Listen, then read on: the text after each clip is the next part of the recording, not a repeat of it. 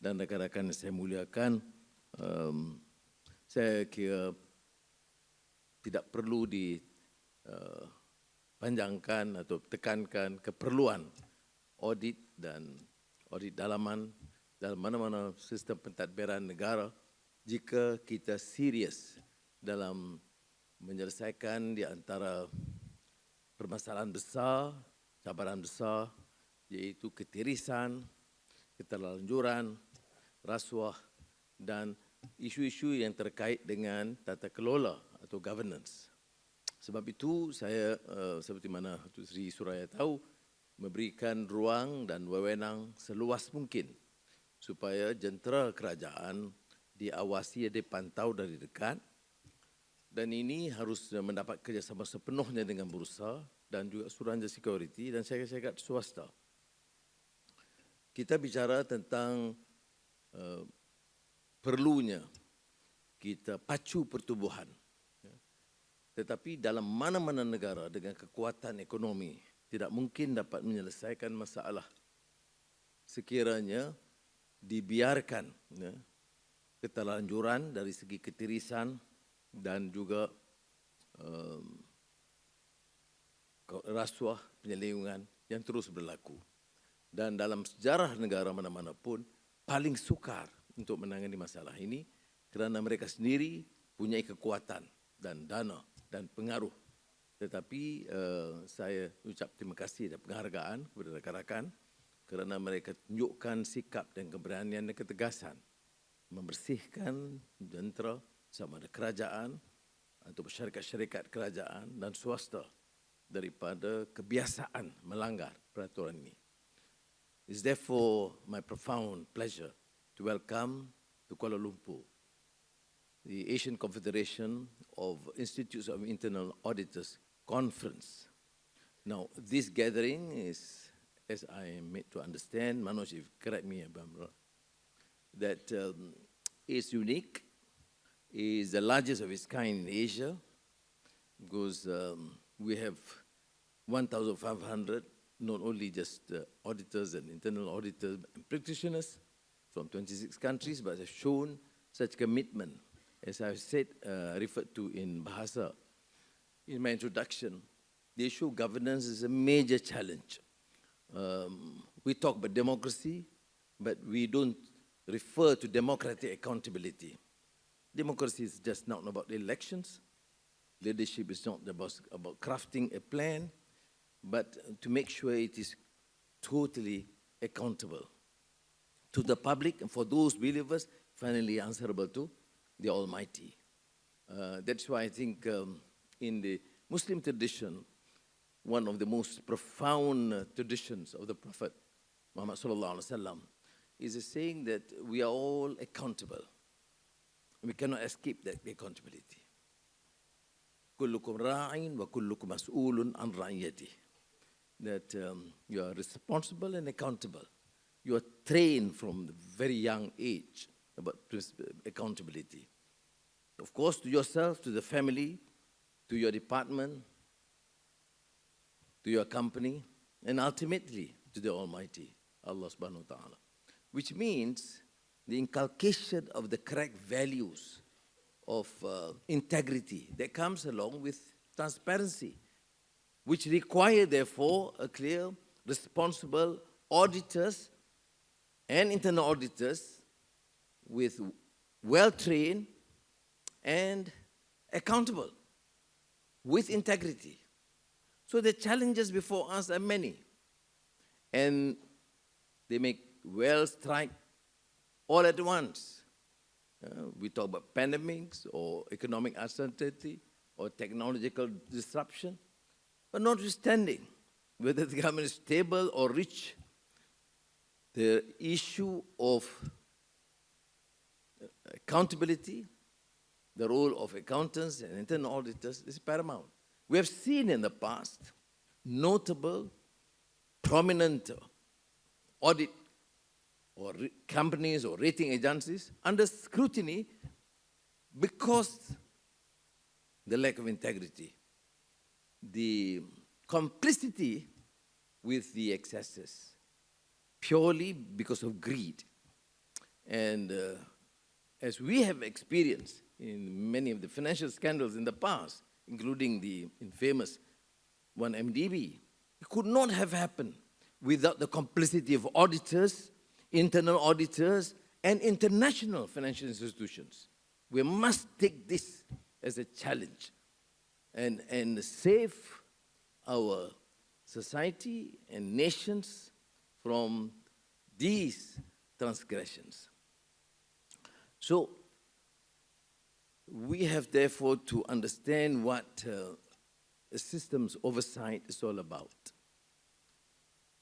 The need to act, prevail with transparency, accountability, and trust. Because these are the foundations that allow institutions to endure, particularly when tested.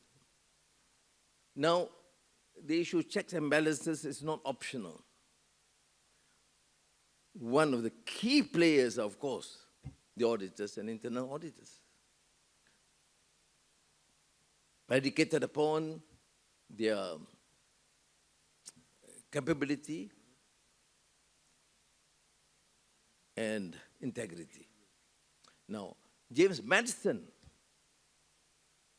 sure you're familiar, reminded us more than 2 centuries ago, if men were angels, no government would be necessary. If angels were to govern men, neither external nor internal controls on government would be necessary. In framing a government which is to be administered by men over men, or women over men, the great difficulty lies in this. You must first enable the government to control the governed, and the next place oblige it to control itself. Now, a profound statement by one of the founders of the President of the United States of America, James Madison. But what is relevant today in this context is that accountability must remain the core pillar in order to ensure the practice of a responsible, incorruptible government. Now, it is in this spirit that the Madani government has pursued Malaysia's reforms. Our ambition is to move the nation closer to high income status and to build one of the world's most competitive economies. But ambition cannot endure without confidence in our institutions. Auditors in both public and private sectors are central to safeguarding that confidence. This is precisely the reason why we have to strengthen the mandate of the National Audit Department, led by, of course, the Auditor General, a tough lady, of steel. And through the first amendment to the Audit Act in 33 years, it may not have been a glamorous reform, but it was an essential one. We also established a serious irregularities committee to deal swiftly with critical breaches. Again, it did not make front page news, but it goes to the heart of the matter, holding offenders to account and protecting public funds. Since 2024, follow-up audits have already recovered and safeguarded 159 million ringgit. Now, earlier this year, I launched 4 new auditing guidelines extending the department's authority to any entity receiving public funds. This was not the case in the past. Government-linked companies, foundations, whatever. But once you receive public funds, you follow the public money approach that would help curb leakages and corruption. We have seen in the past, for example, foundations, civil society, welfare organizations getting full support of the government, but in the process, abuse their position to enrich the board members. And probably 10%, 20% goes to the welfare work. So again, the issue of good governance remain, to me, a central pillar, even when we introduce the 13th Malaysia Plan, our latest 5-year economic strategy for 2030. Our obsession has always been with growth, investments, and economic success.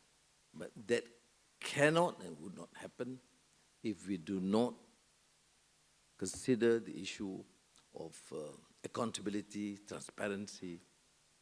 And again, here comes the role of internal auditors. I always emphasize the need for integrity because, with due respect to you all, we have seen excesses among political leaders, civil servants, even auditors. So the issue of integrity, accountability must be, again, at the core in our work. So what I'm trying to emphasize is the need to create that awareness. They call it, in my younger days, popularized by the Latin American philosopher thinker, conscientization, to get more conscionable, to be more conscious and have that dictates of our conscience. And therefore, I commend the Institute of Internal Auditors to continue this work, and the launch of the Statement of Risk Management and Internal Control, SOMIC Guide 2025 with Bursa Malaysia. It's of course a remarkable first step, because it also provides firms with a blueprint for embedding risk awareness, strengthening investor confidence, and preparing for ESG and other emerging risks. So, ladies and gentlemen, we must see governance, therefore, not as a burden, but as a strategic asset, the anchor of credibility in our markets, the magnet for investment, and the guarantee of, for progress to be shared fairly. In this age of overlapping risks, it is sound governance, again, I reiterate, sound governance, steady, trusted, and fair, that will decide whether our nations flourish or falter. Your responsibility, mine, and our responsibility, therefore, is enormous. But opportunity is greater still. To build institutions that earn trust at home, command respect abroad, hand down a legacy of integrity to the generations to come, and finally accountable to ourselves, our family, our society, and Allah subhanahu wa ta'ala. Wassalamu alaikum wa rahmatullahi wa barakatuh. Thank you.